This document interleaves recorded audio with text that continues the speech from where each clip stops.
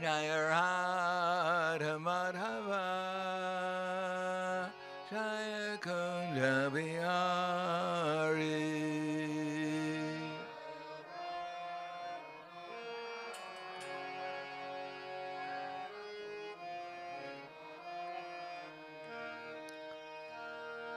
Radha Madhava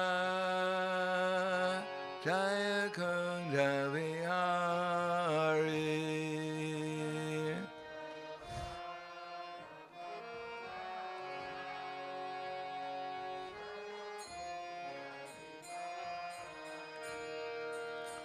Gopijana Vallabha Girivardhari Jaya Girivardhari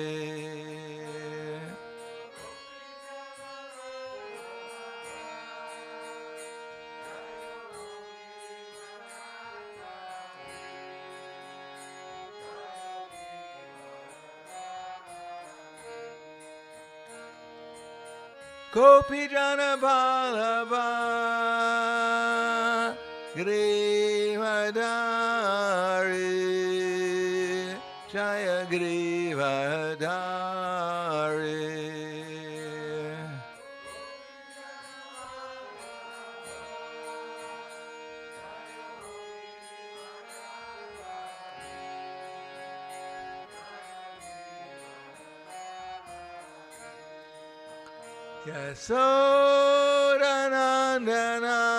Yasodanandana Prahladananda Jaya Prahladananda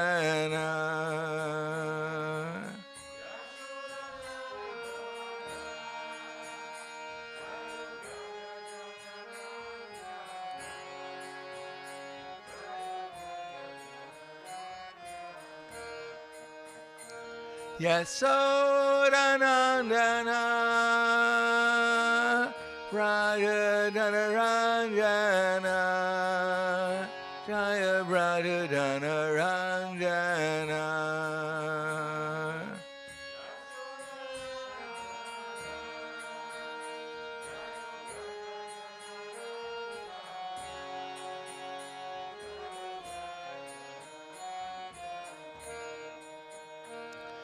Yamuna Tira Varachari Jaya Kunja Vihari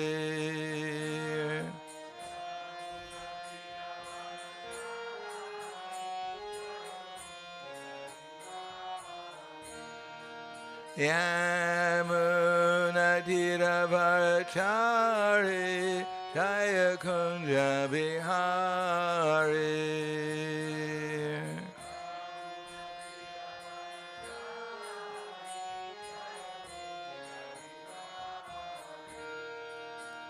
Yamuna Tira Varachari Jaya Kunja Vihari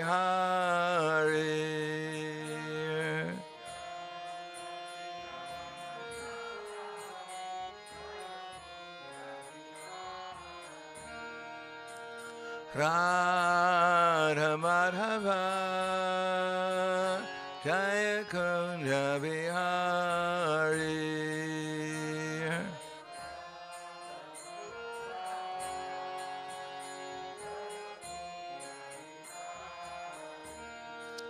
Jaya Radha Madhava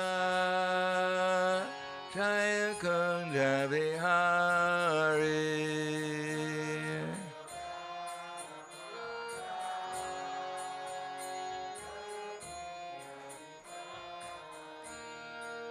Jaya Radha Madhava Jaya Kunja Vihari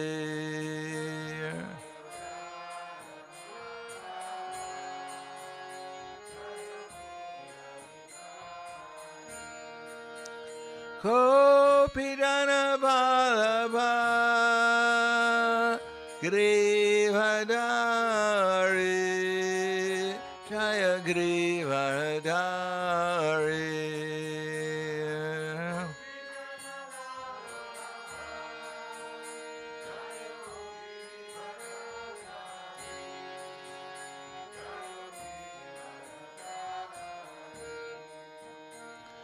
Kopijana Vallabha Girivardhari Jaya Girivardhari.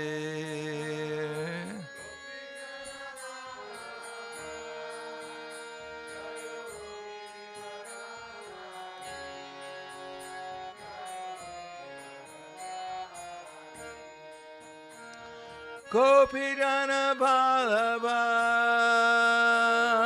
Girivardhari Jaya Girivardhari.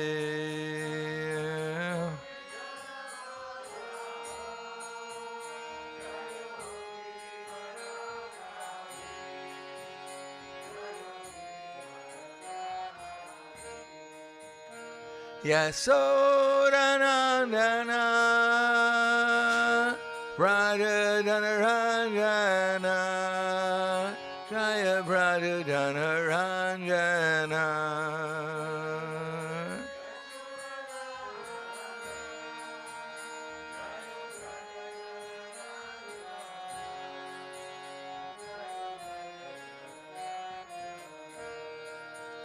Yasodanandana Prahladananda Jaya Prahladananda.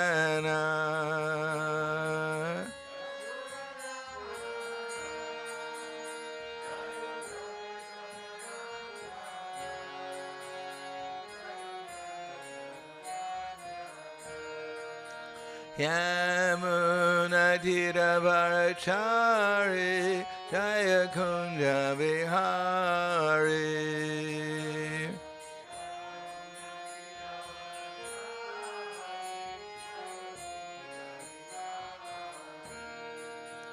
Yamunatiravarachari Jaya Kunja Vihari.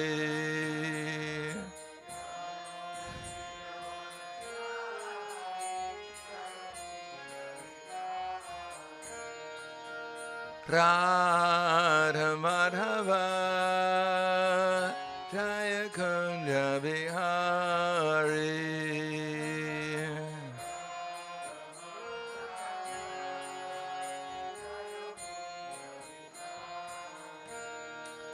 Jaya Radha Madhava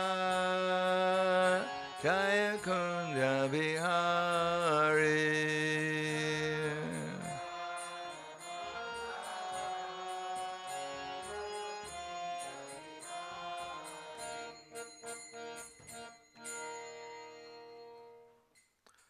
Jayam Vishnupad Paramahansa Parvadakacharya Asadhara Sadushi Shiman.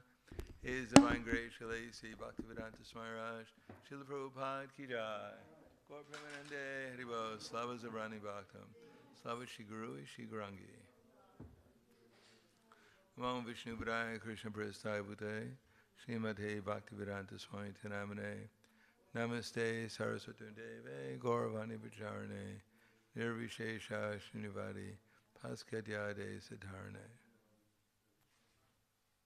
Om Agyanati Vanandasya Gananjana Salakaya Chaksur Militam Yena Tasmai Shri Guruve Namaha Shri Chaitanya Manovishtam Stapitam Yena Bhutale Swayam Rupa Kadamayam Tadati Swapadantikam Vandeham Shigaro Shiyuta Parakamalam Shigaram Vaishnavam Scha Shri Rupam Sagrajatam Sahagana Raganatam Vitam Tam Sajivam Sarvaitam Savadutam Prijana Saitam Krishna Chaitanya Devam Shri Radha Krishna Padan Sahagana Lalita Shiva Sakans Vitamscha Hey Krishna Karna Sindho Dinabando Jagatpate Gopesha Gopika Kanta Radha Kanta Namostate Tapta Kanchana Gorangi Radhe Vrindavaneshwari Vrishubhanu Sudha Devi Pranamami Hri Priye Vanchakapa-druvyasscha kripa-sindhubhyevacha patitanam pavanebhyo vaishnavebhyo namo namaha. Shri Krishna Chaitanya Pranitananda Shri Advaita Gadadhar Shivastadi Gaura Bhaktavrinda. Hare Krishna, Krishna Krishna, Hare Hare, Hare Rama, Rama Rama, Hare Hare. Om Namo Bhagavate Vasudevaya. Om Namo Bhagavate Vasudevaya. Om Namo Bhagavate Vasudevaya. Srimad-Bhagavatam, Canto 10, Chapter 8, text number 20. Lord Krishna shows his universal form, text 28. Krishnasya Gopa Ruchiram Viksha Komara Chapalam Shrinvantya Kila Tanmatur Iti Hochu Samagata Krishnasya Gopyo Ruchiram Viksha Kumara Chapalam Shrinvantak Kila Tanmatur Iti Hochu Samagata.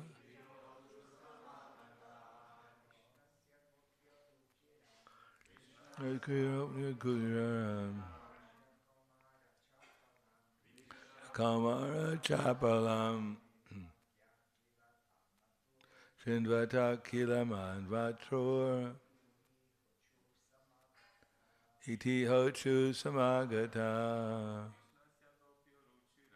Krishna Gopya Rucheram Kamara Chaparam Shrinvata Kila Tanmatur Iti Hochu Samagata. Ladies.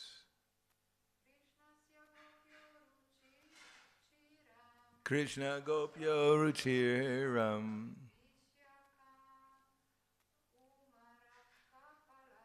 Viksha Kumara Chapalam Shrinvata Kila Manvatur Iti Hochu Samagata. Krishnasya of Krishna Gopya, all the gopis, Ruchiram, very attractive, Viksha, observing, Komara Chapalam, the restlessness of the childish pastimes. Shrinvantya, just to hear them again and again. Kila, indeed. Tat Matu, in the presence of his mother. Iti, thus. Ha, indeed. Uchu, said. Samagata, assembled there. Translation and purport by His Divine Grace, A.C. Bhakti-Vedanta Swami Srila Prabhupada. Observing the very attractive childish restlessness of Krishna, all the gopis in the neighborhood, to hear about Krishna's activities again and again, would approach Mother Jashoda and speak to her as follows. Purport: Krishna's activities are always attractive to devotees. Therefore the neighbors who are friends of Mother Jashoda inform Mother Jashoda of whatever they saw Krishna doing in the neighborhood. Mother Jashoda, just to hear about the activities of her son, stopped her household duties and enjoyed the information given by the neighborhood friends. Namo Vishnu Padaya Krishna Prasthaya Bhutale Srimate Bhakti-Vedanta Swami Namane Namaste Saraswati Deve Gauravani Vicharane Nirvishesha Shunyavadi Paskadyade Satarane. The first 9 cantos of the Bhagavad Gita, the srimad-bhagavatam, are meant to inspire us with and give us the understanding that to hear about Krishna is not something ordinary. That this is the nivita tashera upagiyamanas pavoshadas chotra manobi ramat ka uttama shloka gunanuvardat vina vihareta pusha vina pushugnat. That hearing about Krishna is done in the disciple succession. And it's the remedy for clearing away all our misgivings. That everyone will become attracted to hearing about Krishna Katha, except for those who are killing animals and those who are killing themselves.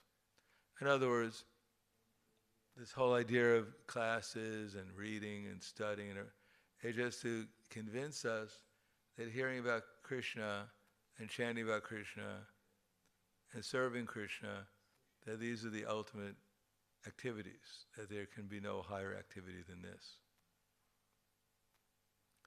Without that, the more we have that conviction, the more when we hear about Krishna, the more attention we'll pay. We won't think it's just something else to do, something else on the schedule, and we're expected to be in class, so therefore we come. No, we should understand it's in all spiritual and material universes, it's the highest activity. There's nothing more auspicious than hearing about Krishna. And with that in mind, we could try to at least pay attention to what we're hearing. And if we don't understand something, then we can inquire submissively to try to understand it. When we go back to the spiritual world, this will be our main activity there also. The present religionists, they don't know what the spiritual world is or what they do there. And what they speculate is something not very desirable. Something about some big man sitting on a chair with a scoreboard and people coming before him, little souls coming before him. And he's looking at the scoreboard, he's pressing the button, pious and sinful activities come up, and either his thumb goes up or it goes down. And if it goes down, then he takes the little soul in his hands and throws him into the burning fire.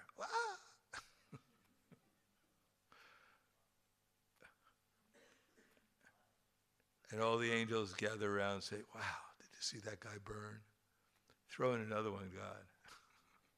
That was far out. Or some other little soul comes, God presses his Mac computer, the scoreboard lights up, the thumb goes up, and God hands him a little harp or a horn. And he joins the orchestra. Boo, boo, boo, boo, boo. God is great, God is great. Or the harp. God is great, God is great.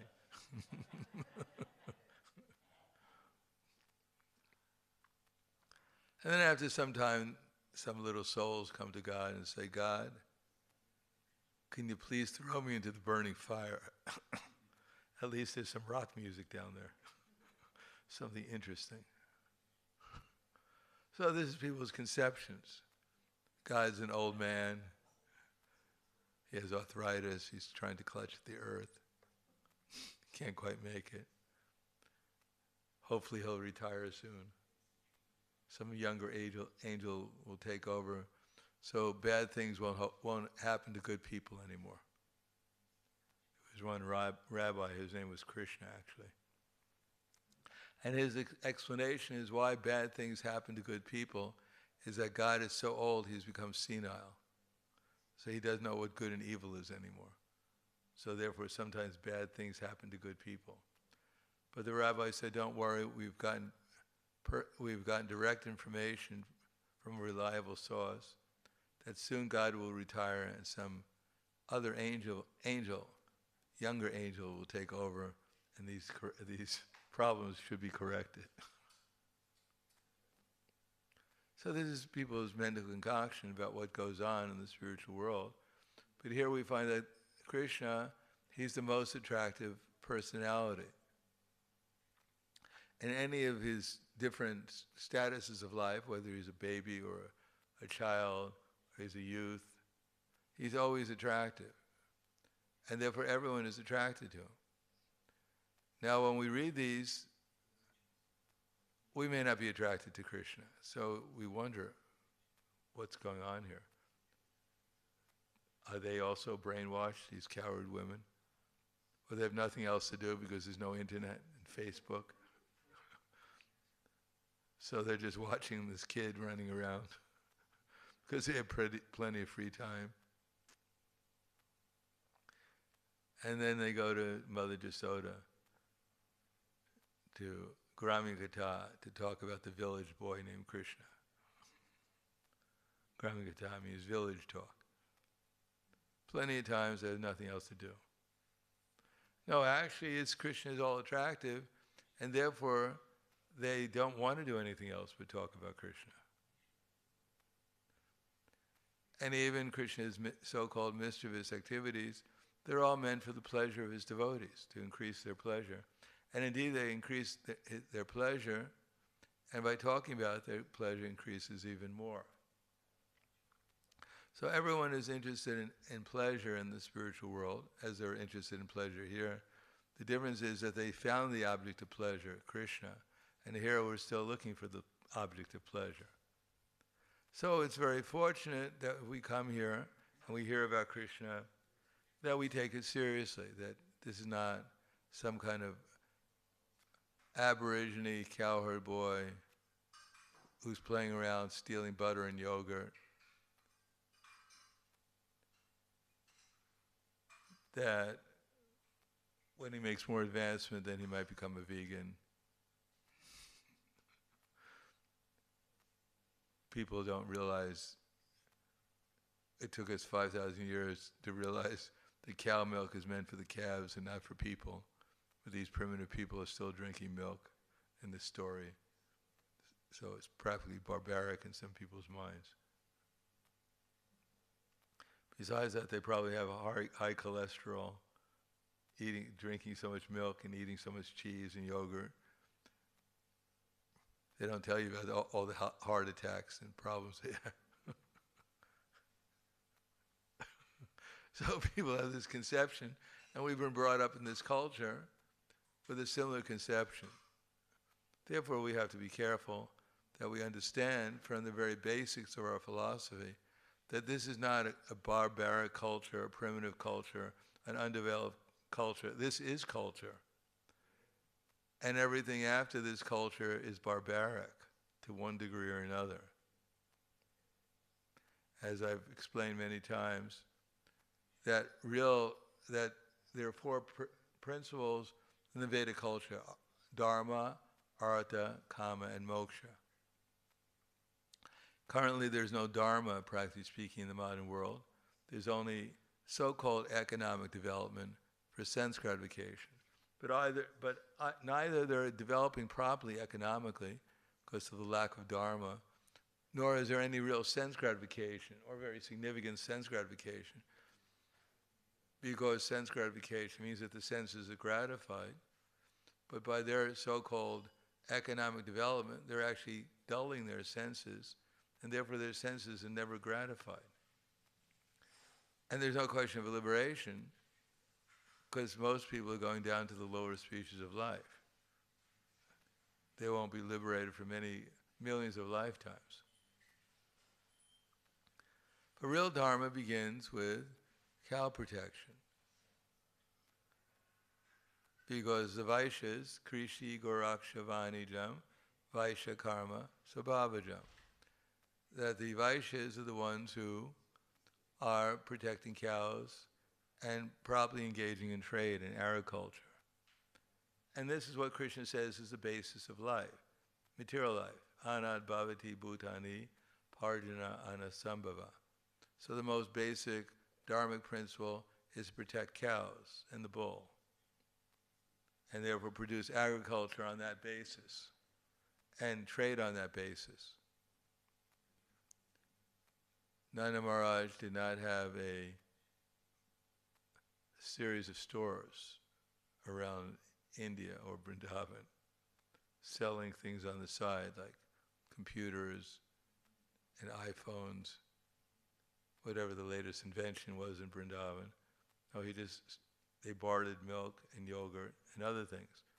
When he went to Mathura to present taxes, he presented taxes in terms of yogurt and milk to the king, King Kamsa. He didn't have to print up some money and give the king the money, the paper money. He didn't even have to give gold. He gave something more valuable, milk and yogurt and other milk products. Because if there's problems in the society, you can't eat gold.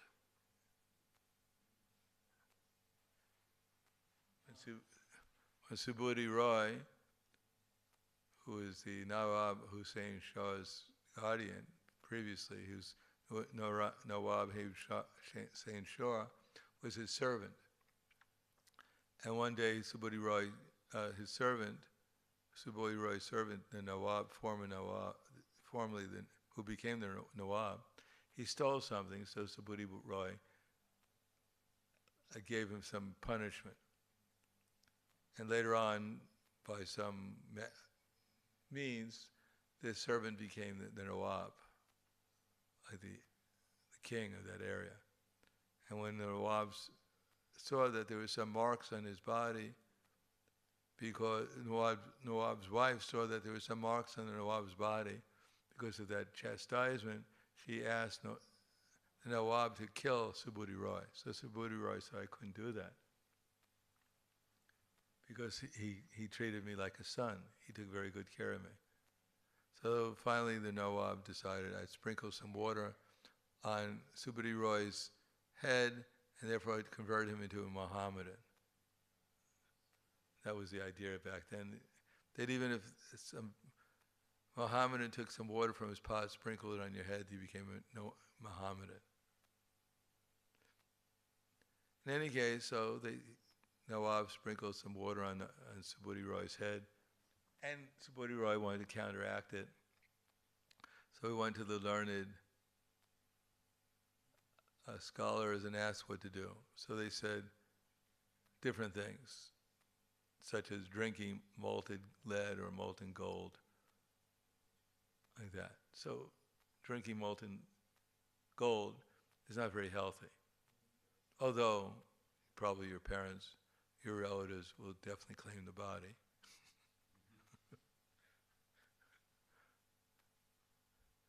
But for oneself who does it, it's not very healthy. But eating milk products, properly prepared, if you have the proper digestion, is very healthy. It's the basis of health. So without cow protection, without protecting the bull, then as I said, society must get their food somewhere, and they get it by artificial means of creating tractors, and then because they don't have the dung and the cow urine, therefore they have to invent so many fertilizers, so many insecticides, so many herbicides, and ultimately it's GMOs and glyphosate and everything else are peopicides too, because they want to get rid of as many people as possible. They don't only want to kill the insects and the animals, they want to kill the people too, because they're killing the bull and the cow, their mother and their father. Therefore, killing people is no problem. Useless eaters.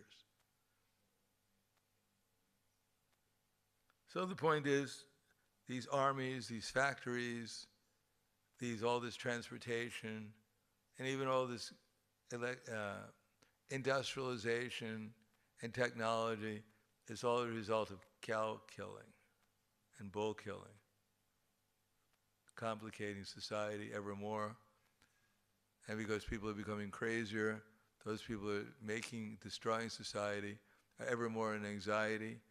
They're surrounded by crazy people, so they have to have ever more technology to keep tabs on these people and figure out how to get rid of them. But this is real society.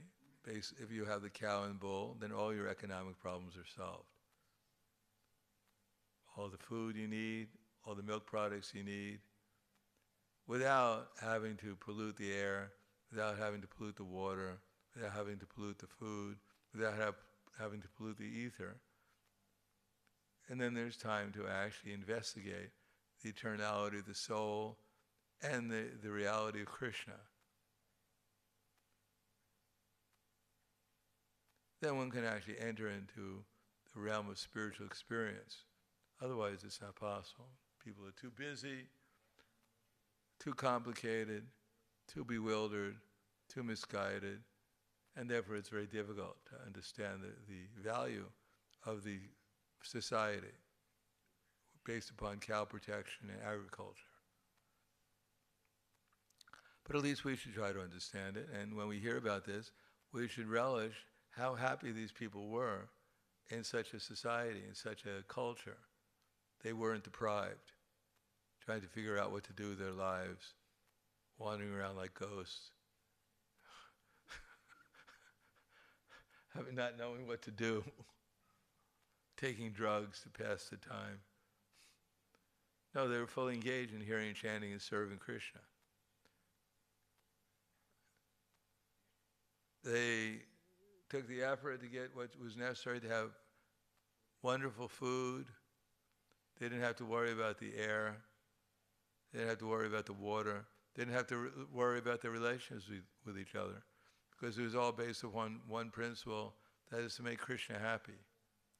And when Krishna was happy, then everyone was happy, because they were actually situated in the spiritual realm of experience, and therefore they were enjoying life in an unlimited way. So, obviously we can't turn back the present culture. It's too many centuries of gradually entering into the darkest regions of ignorance, as we see we're headlong going into. But at least we can introduce Krishna Katha in the form of these books, the form of the Sankirtan, the Harinam. We can introduce Krishna Katha, and that will actually affect some people's minds, if they're not averse to Krishna Katha. Who will not take pleasure? Those who are killing animals, it will be very difficult to convert them to Krishna's service. And those who are killing themselves, those who are taking drugs and engaged and convinced that sinful activity is actually valuable, is actually helpful, is actually pleasurable. They're killing themselves, and therefore they won't be attracted to Krishna Katha very easily. But at least we should try to become attracted to Krishna Katha and help others, those who are eligible, do their present and pious activities to accept Krishna Katha, the form of the holy name, the form of these books, in the form of prasadam, and therefore it will become more eligible to relish Krishna Katha also. So I'll stop there. Thank you. Any questions? Yes.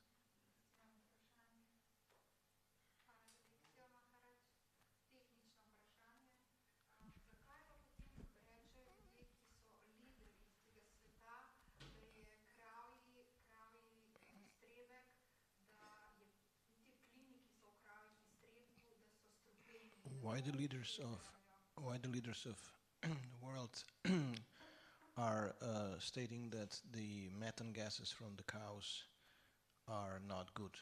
They're threatening the environment. Why? Because they're demons. They have no knowledge. CO2, they're worried about CO2, but actually CO2 is just as valuable as oxygen, because the plants live by CO2. We take in oxygen, we give out CO2, and the plants live by CO2. So if you don't want plants, just eliminate CO2, you won't have anything to eat except for each other. So why? Because the whole climate change, or whatever they're calling it, it's all just a means of control, like everything else they're doing. Means of control and a means of killing things, because they're ignorant.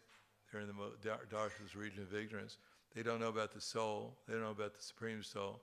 They don't know about the laws of karma. They don't know anything. All they know is that they want to control and kill, because they're in ignorance. They're infected by the lowest modes of nature. They're Rakshashas.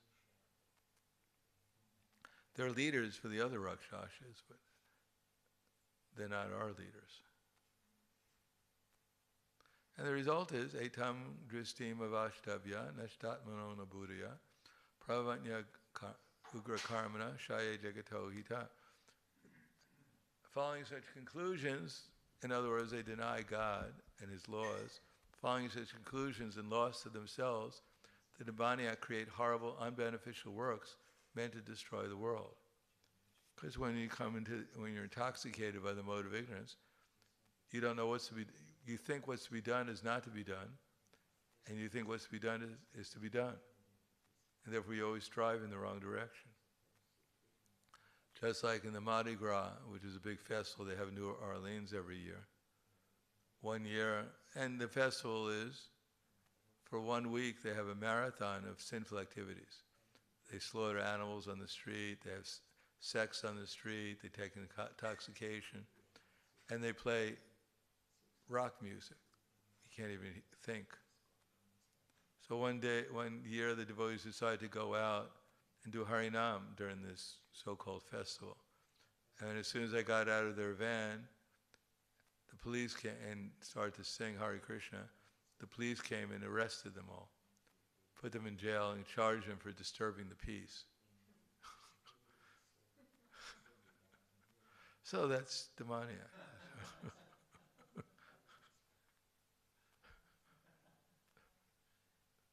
Anything else? Okay. Grantaraj Srimad-Bhagavatam ki jai. Srila Prabhupada ki jai. Gaur Premanande.